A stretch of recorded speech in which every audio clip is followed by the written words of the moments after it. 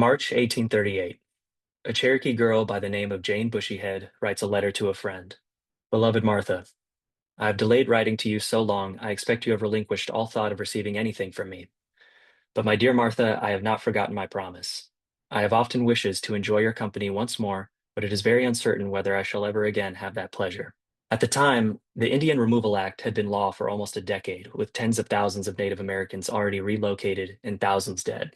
An adolescent United States sought to eradicate the established Native American way of life. Born out of the white nationalist fantasy of manifest destiny, the Trail of Tears marks one of the earliest examples of ethnic cleansing by the U.S., especially as it pertains to official policy. During the height of Indian removal, Jane was well aware of what the future might hold. If we Cherokees are to be driven to the West by the cruel hand of oppression to seek a new home in the West, it will be impossible. The treachery of this period is well recorded, with documented accounts of internment camps, starvation, disease, and slaughter. In fact, the United States was so successful in its genocide of the natives that 100 years later, it would inspire another white nationalist to perpetuate one all his own. This is American history. We cannot deny the realities of our past and how they have influenced our present. What we are seeing in cities all across the country is a government adhering to the core tenets of its inception. From Los Angeles to Minneapolis, residents of this country are being rounded up in mass on the predicate that they are not white. They are being detained in concentration camps and they are being shipped out of the country. What began as an expansion of the surveillance state after 9/11 has metastasized into the fascist amalgamation it was always intended to be. The Department of Homeland Security is just one of the many tools that the Trump administration is currently wielding to execute their agenda, but the recent explosion in ICE's budget has made it the most prominent. Decades worth of unchecked government overreach has made its way into the hands of an administration willing to push their powers to the limit. And it's not all that surprising. From Indian removal to the Jim Crow South, the United States finds ways to advance its vision for a white America. At the same time, these advances have found themselves progressively met with resistance. Today, we're going to talk about America's relationship with race and immigration and how that led to the existence of DHS and ICE. As Jane closes her letter, she's less certain about what lies ahead than she was when she opened. Still, she is hopeful for an auspicious future all the same. It will not be long before our next school vacation. Then we expect to go home. Perhaps it may be the last time we shall have the privilege of attending school in this nation, but we are not certain. If we should remove to the Arkansas, I should still hope to continue our correspondence. Please to present my best respects to your father and family, Miss E. Jones and Miss Betsy Turtle. Write with me in love to you, your sincere friend, Jane Bushyhead.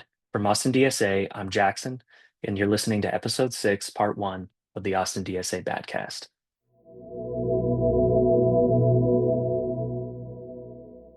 Too often, it feels vain harping on the hypocrisies and ironies within American politics. The rot has run so deep for so long that these maladaptations simply come with the territory. But over the last 10 years, as immigration has been a core issue in the last three presidential elections, the irony of what it means to be a real American has become just as prevalent. Being a nation of immigrants has always been a particular point of pride, and the American melting pot is a part of our national identity. The Statue of Liberty, one of the defining symbols of American culture, is the physical embodiment of those values. Officially gifted to the US by France in 1884, the statue was cast with a poem by American poet Emma Lazarus. Lazarus describes a country that, much like the torch the statue holds, offers a beacon of hope for those looking towards something better. From her beacon hand blows worldwide welcome.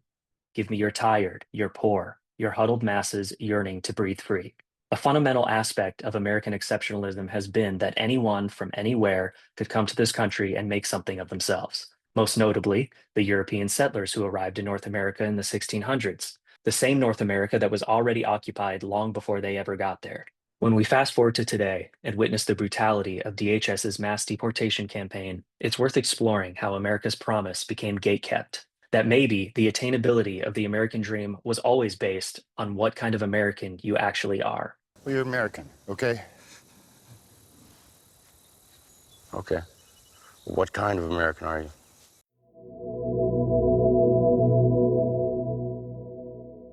If you've listened to any Republican talking point on immigration over the last few years, then you've noticed a continuing emphasis on the word invasion. Migrants from all around the world, particularly Latin America, have invaded the homeland with a rapacious appetite for crime, hell-bent on transforming the electorate to a Democratic majority for the rest of time. Thus, it is the job of DHS and its agencies to purge America of these invaders and secure the border. Project 2025 mentions an invasion on several occasions in its immigration chapter. Quote, the Biden administration's refusal to stop the migrant invasion, or treat the border crisis as the invasion that it is, unquote. It also frames DHS as essential to curtailing this issue, making a point to bolster their capabilities. On the first day of his second term, Trump signed Executive Order 14159, protecting the American people against invasion. Key provisions in this executive order, along with the expanded ICE funding in recent appropriations bills, have opened the floodgates for DHS to execute this part of their agenda as optimally as they can. The focus on the word invasion is important here because it acts as a basis for the legal framework surrounding Trump admin policy on immigration. Despite doing what they want and dealing with the consequences, if there are any, after the fact, the administration still faces legal roadblocks within the remnants of the checks and balances we have left. In particular, their invocation of the Alien Enemies Act in March 2025 has been blocked at several levels. The Alien Enemies Act is one of four statutes that encompass the Alien and Sedition Acts of 1798, and of those four, it is the only one that remains law. It expands presidential powers as it pertains to the ability to detain and deport foreigners, quote, during times of war, invasion, or predatory incursion. Since there is no real invasion or predatory incursion here, the Trump administration's attempt to maximize their power has thankfully been stifled.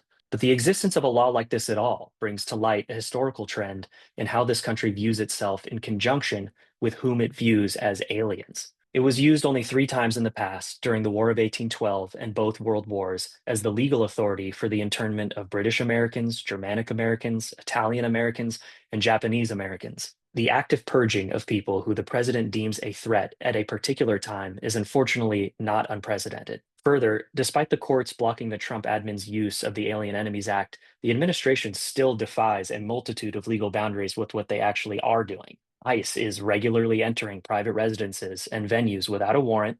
They are detaining legal U.S. residents and citizens. The concentration camps where people are being held are completely dilapidated, lacking adequate water, food, heating, and cooling. In 2025, over 30 people died in detention centers, making it the deadliest year in ICE's history. And this is all without mentioning the people ICE has publicly murdered on the streets of our cities. The Trump administration's adamancy to ignore legal thresholds poses another issue, the fact that any of what they're doing is possible to begin with. DHS was created legally, much like the Alien Enemies Act was 200 years ago. ICE, Customs and Border Patrol, all a part of the legal legislative process that culminated in the passing of the Homeland Security Act in 2002. It's important to emphasize this because as time passes from 1798 to 2002 to 2025, the expansion of what America's police state is capable of just so happens to coincide with a growing distrust of that exact same power. There's a lot of history there, and it calls to question the already dubious systems by which our government operates. So before we dive further into what these systems have become, let's briefly examine where they came from.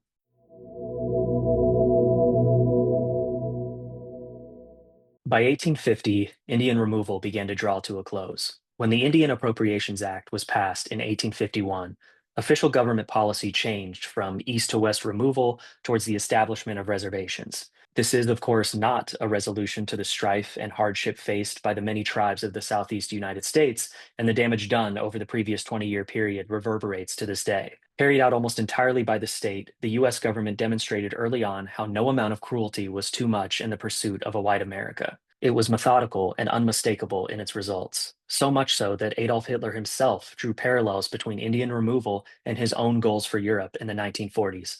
In his book, Hitler's Ostkrieg and the Indian Wars, Comparing Genocide and Conquest, author Edward B. Westerman explores the ways in which Nazi Germany and US Indian removal compare and contrast. The Nazis were well attuned to the history of America's own brutality, directly acknowledging the slaughter and subjugation of the natives in their commentary and speeches. Hitler would speak of the Nazi Mississippi in reference to conquest and referred to the people of Eastern Europe as his Redskins. While the Nazi campaign and Indian removal varied in a myriad of ways, the pathos of their applications are quite similar. Hitler was clear that he'd seen it done before and was willing to do it himself. As westward expansion continued, so did the number of southern slave states that would ultimately become the Confederacy. With this came a growth in slave patrols, government-sanctioned groups of white men who operated as an early form of policing. While they existed as far back as the early 1700s, it was westward expansion that allotted the necessary space for our government to undergo their own early proliferation of the police and surveillance state. Known for their violence and intimidation techniques, slave patrols would search homes for runaway slaves,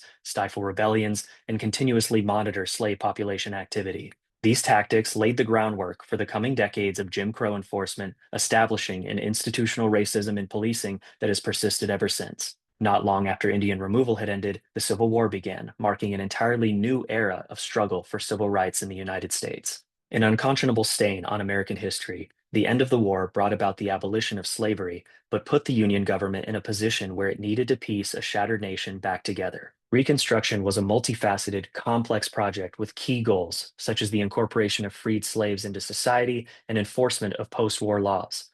Unfortunately, these two particular aspects were not granted the necessary amount of consideration. The rise of the Ku Klux Klan and outgrowth of slave patrols brought forth a form of resistance terrorism that the Union now had to manage. Union troops were withdrawn from Confederate states in 1877 without any affirmation that those states would uphold Black voting rights and civil protections. It didn't help that a series of Supreme Court decisions like the Slaughterhouse cases and U.S. v. Cruikshank granted states the autonomy to impose segregation and their own forms of suppression, whether in the North or South. The onset of interracial democracy had been successfully subdued. Practices like sharecropping trapped former slaves desperate for work back into servitude. The lack of fulfilled promises, like that of 40 acres and a mule, perpetuated a generational cycle of economic vulnerability, making newly acquired rights easier to strip away. The failures of Reconstruction are listless, and so many of them cultivated the culture of bigotry, hate, and racism that we still witness today. In addition to the injustices brought about by Jim Crow and the Civil Rights era,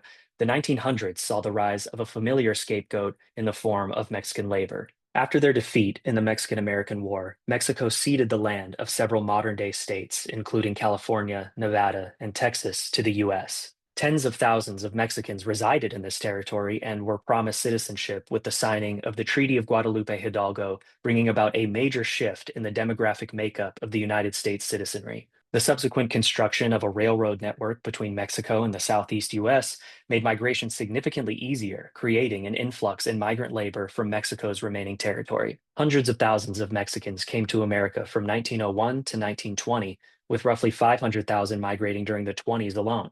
Migration to America was often encouraged by U.S. employers during this period as the demand for agricultural labor increased and industry began to boom. Unfortunately, the start of the Great Depression in 1929 exacerbated nativist sentiment that had begun to fester throughout the decade. With the economy in shambles, the Herbert Hoover administration began to call for the deportation of migrants as the solution to poverty and unemployment.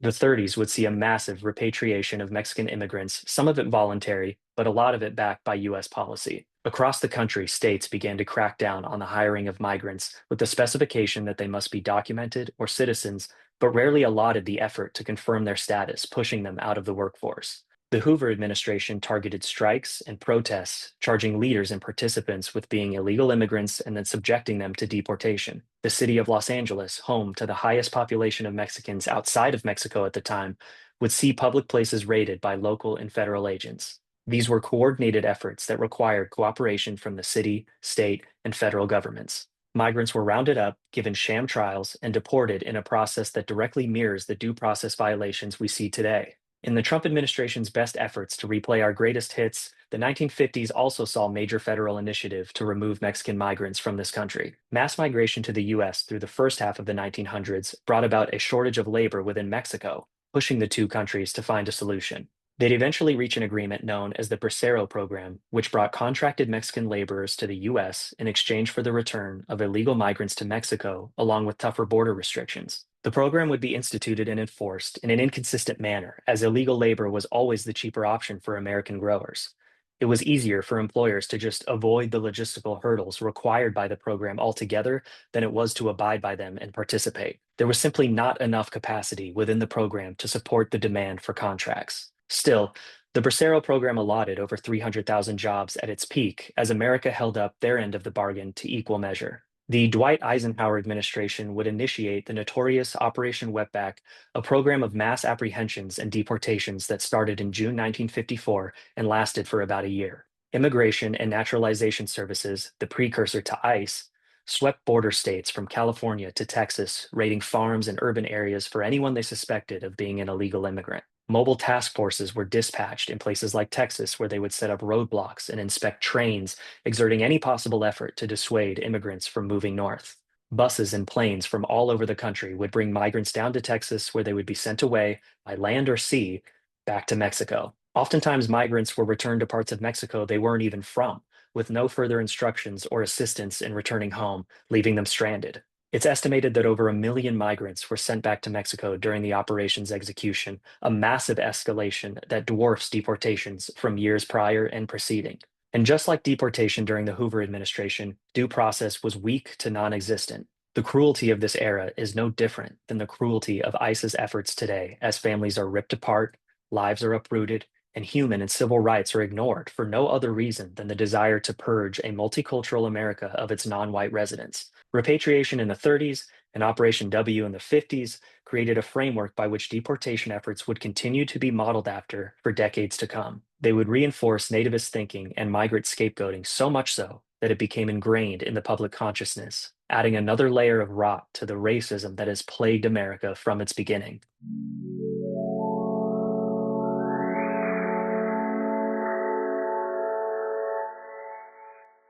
Okay, let's fast forward now to the 21st century, specifically the immediate aftermath of 9/11. With the country reeling, the US government didn't just take rash action abroad, they did so domestically as well. Most immediately was the passing of the Patriot Act, which played a foundational role in expanding surveillance powers. The legal authority of the act was used to allow the NSA to collect data at an unprecedented scale. Tools like wiretaps and sneak peek searches became far more prevalent, especially as it pertained to the monitoring of civilians who weren't even suspected of committing crimes. Then there was the National Security Entry Exit Registration System, a special registry that fingerprinted and photographed non citizen men visiting the country. Despite over 80,000 individuals being processed and 13,000 being placed in deportation proceedings, not a single terrorism conviction was ever delivered in the program's 9 year existence. Finally, there is the Homeland Security Act, a federal realignment so massive and consequential it gets its own chapter. This collection of reactionary legislation fed directly into growing Islamophobic sentiment that permeated throughout the country. Hate crimes and violent incidents towards Muslim immediately spiked. A publication in the Journal of Applied Social Psychology found evidence that the number of anti Muslim attacks in America in 2001 increased from 354 to 1,500 following 9/11. Public perception of Arab culture had become so warped by policy and media that Faiza Paitel, senior director of the Brennan Center's Liberty and National Security Program, described it as, quote, treating religious beliefs as a precursor to terrorism, unquote. A 2002 Human Rights Watch report cited a poll that showed 48% of Muslims had believed their lives changed for the worse after 9/11. Over a decade later, hate crimes remained elevated. Pew Research found that hate crimes against Muslims reached levels in 2015 and 2016 that had not been seen since 2001. Another decade later, in conjunction with Israel's genocide of Palestinians, targeted attacks against Muslims spiked once again. This withstanding harassment and prejudice has led to traumas for Muslim populations directly affecting their physical and mental health. In one study, Muslim Americans were diagnosed with adjustment disorder, anxiety disorders, and mood disorders at a rate of 43%, 15%, and 9% respectively, citing discrimination and marginalization as leading causes. Post 9/11 America had found a new ethnic group to add to its long list of boogeymen. And the United States of America government, when it came to treating her citizens of Indian descent fairly, she failed. She put them on reservations. When it came to treating her citizens of Japanese descent fairly, she failed. She put them in internment prison camps. When it came to treating the citizens of African descent fairly, America failed. She put them in chains. The government put them on slave quarters, put them on auction blocks, put them in cotton fields, put them in inferior schools, put them in substandard housing, put them in scientific experiments, put them in the lowest paying jobs, put them outside the equal protection of the law, kept them out of their racist bastions of higher education, and locked them into positions of hopelessness and helplessness. The government gives them the drugs, builds bigger prisons, passes a 3-strike law, and then wants us to sing God Bless America? No, no, no. Not God Bless America. God damn America that's in the Bible for killing innocent people. God damn America for treating her citizens as less than human. God damn America as long as she tries to act like she is God and she is supreme. The presence of ICE in American cities calls back to the worst facets of American and world history. And in other ways, what ICE is doing is unprecedented. No matter how you square it, it is clear that they exist as a pillar to uphold the structures of white supremacy. The right has co opted patriotism to such an extent that it becomes impossible to utter the words liberty and justice for all while simultaneously supporting a government that believes just the opposite. America has become awash in the irony between what actually built it and what it projects. Each day presents an unabashed display of what 250 years of progress has yet to overcome, as ICE is writing their own chapter of American history that will be remembered in the same vein of all we've discussed so far. In the best effort to fight back, it's important to know what exactly we're up against.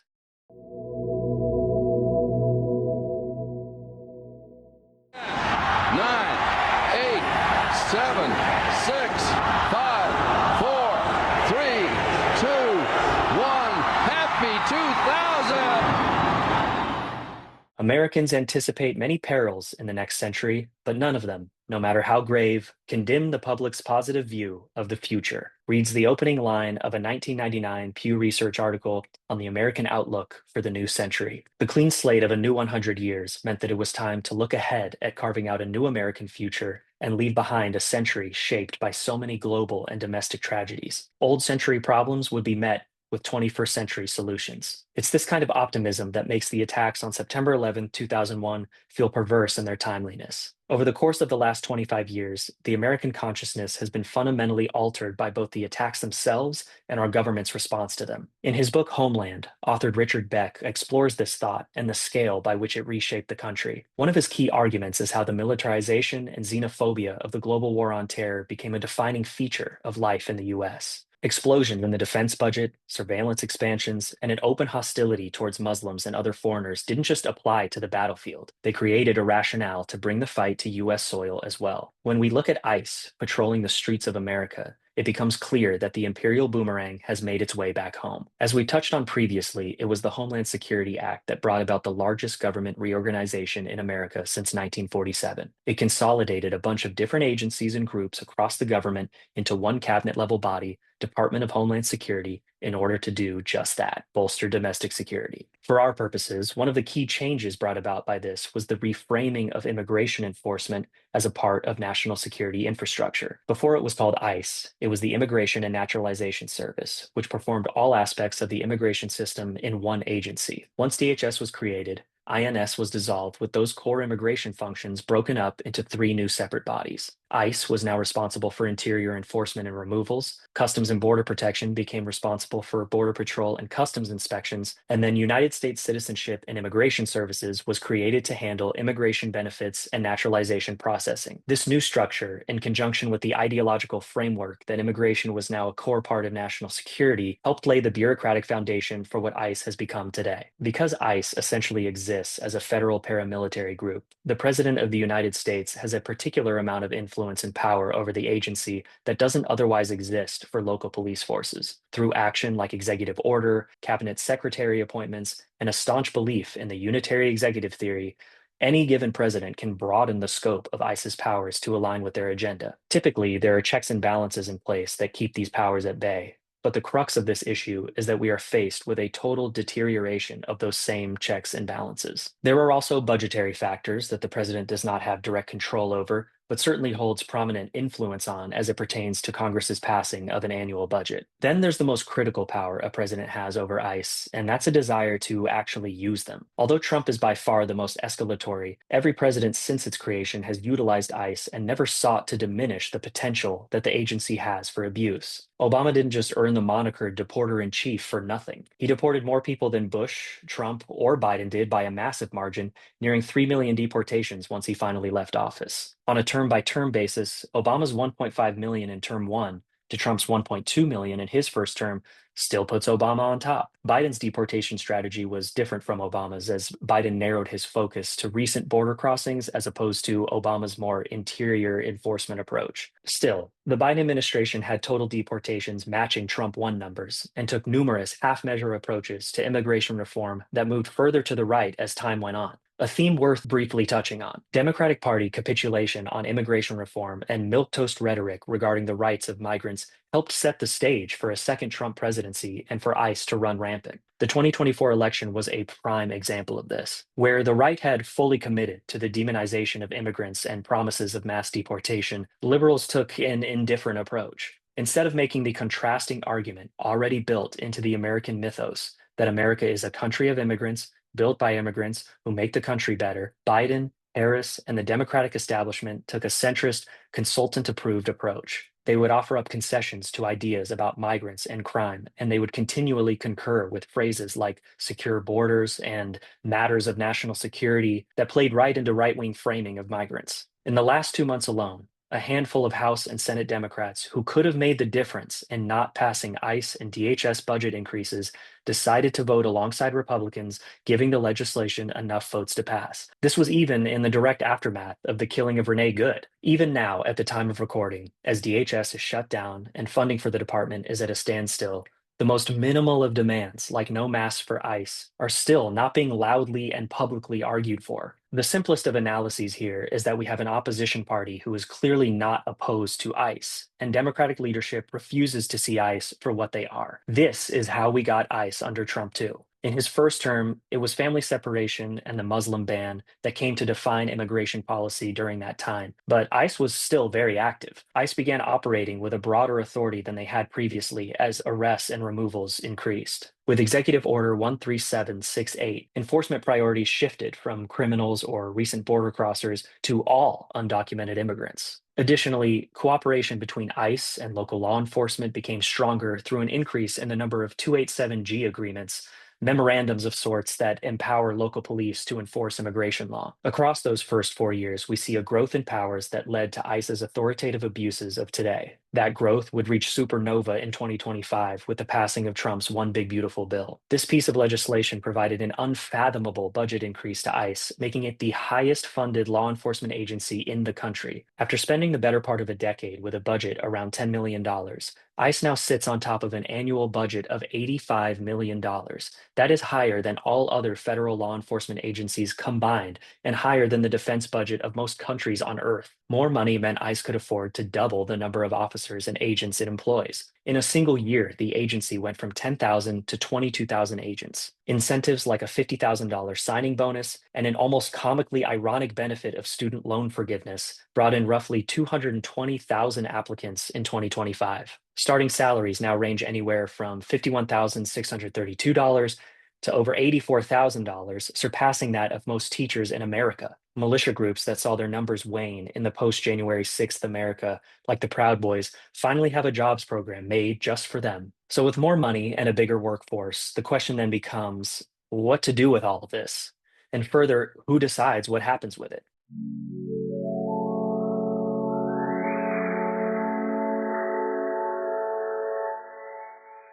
Here in Trump's second term, we would be remiss to discuss any and all policy of the moment without also talking about Stephen Miller. We are dealing with an absolute circus of villains within the Trump administration, but as Trump's top advisor, Miller has particular influence over the president and immigration policy that places him at the center of the ring. As far back as high school, Miller has a paper trail of harsh rhetoric that substantiates the actions he's taken as an architect of Trump 2 immigration policy. I think that as many of them should survive as possible, because the goal of any military conflict is to kill as few people as possible. But as for Saddam Hussein and his henchmen, I think the ideal solution would be to cut off their fingers. I don't think it's necessary to kill them entirely. We're not a barbaric people.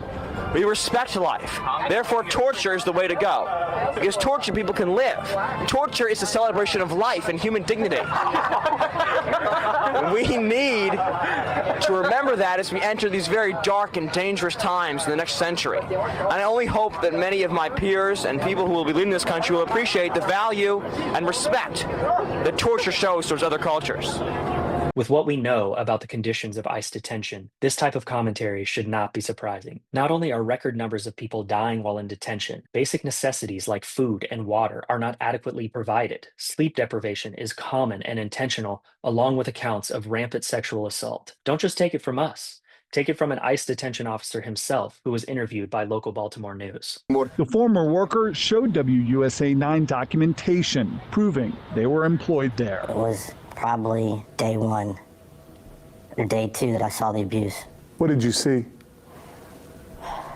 I saw people laying in feces, people throwing up, people laying in urine. I'm for the deportation of illegal immigrants in this country, especially those that commit crimes. I've said it when I got hired. I said it in the interview. I knew who I was working for when I took this job. I had no problems with doing my job. I just have problems with the abuse. Miller's particular disdain for the Latino community is also well documented, and his high school self will tell you just as much.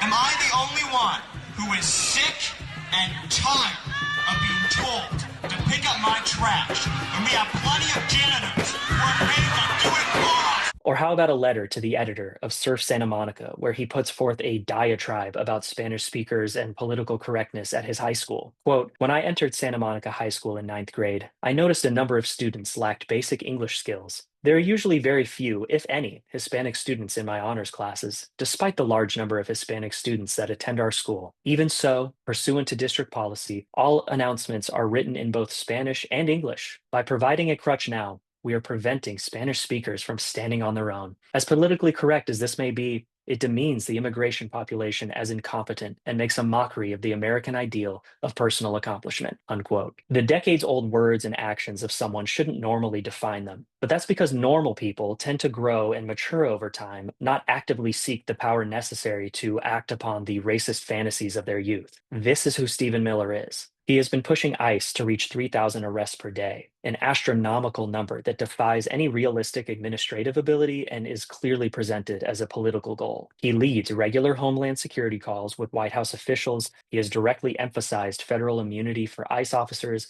and actively defends ICE's entering of homes without a warrant. It's clear the efforts of ICE to wreak havoc on the Latino community in this country are a direct result of the racist ideology permeating throughout this administration. And as Deputy Chief of Staff for Policy and Homeland Security Advisor, Stephen Miller operates as a shadow president. The door-to-door collection of a specific ethnic group, the murder of civilians by a federal police force, the detainment of Latinos in concentration camps, there is no version of ICE that can exist within a democratic society. The main conservative talking point defending the necessity of mass deportation was that of the violent criminals our open borders allowed in. This was the excuse, however loaded and racially charged it presents. Yet independent studies from the likes of the Cato Institute show that over 70% of ICE detainees have no criminal conviction. These people are not being tried. They're not being given a day in court. They're not being arrested for wrongdoing. Due process, a founding principle of this country, no longer exists. More than 4,400 rulings have been issued by judges across the country stating the Trump administration is unlawfully detaining both immigrants and citizens. The substantial increase in detainments, up 75% from when Trump first took office in 2025, can be attributed to bogus legal interpretations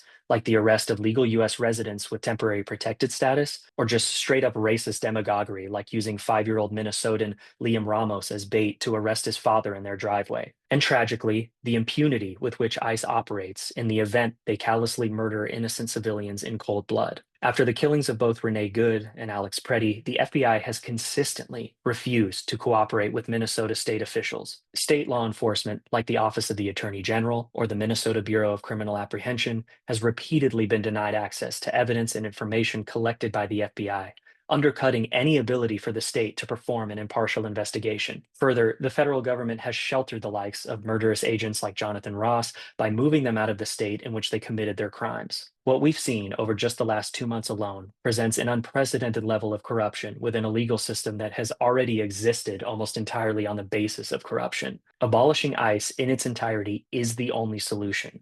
There are no half measures here. Antithetical to what American freedom is supposed to mean, ICE exists to suppress. Every aspect of their existence poses one constitutional crisis after another, continuing to uphold and empower the structures of white supremacy that led to their creation in the first place. And the American people know it. Recent polling by YouGov shows more Americans support abolishing ICE than not. Even if you pull back and talk strictly about ICE itself, 48% of Americans strongly disapprove of ICE. and 65% think ICE has gone too far in enforcing immigration laws. When it comes to our politicians, this is not an issue to get cagey on as we approach midterms and a 2028 presidential primary cycle. The abolition of ICE in its entirety has become a genuine determinant as to who is and isn't electorally viable. It is not hyperbole to say that ICE activity over the last year puts us closer to the onset of fascism in America than we have ever been. This administration is intentionally provocative, and they clamor for any excuse to ramp up activity. But the public demonstrations by tens of thousands across the country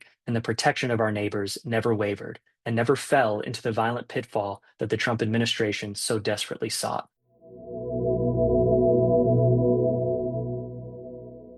All of this has never been about crime or the economy or even immigration. The expansion of ICE is a calculated move to retake the reins of power by force and never give them back. An administration stacked from top to bottom with white nationalists lives in fear of the multicultural reality that confronts them every single day. They are flailing and lashing out as the structures which supported them for centuries begin to crumble, however slowly, beneath them. It's true that America has always been this way. You can tell because the same institutions who got us to this moment work so hard to erase it. But you cannot erase people like Jane Bushyhead or Anne Frank. You can't erase the realities of slavery and the bloodiest war in American history. You can't erase the treatment of migrants in the 1900s, and you can't erase the damage being done by ICE today. Therefore, we must fight to ensure these ghosts of America's past cease to haunt us in the future, and the relationship between ICE and the state of Texas presents a special set of circumstances to do so. We are a deep red state with leadership that has a proven track record of undying fealty to Donald Trump,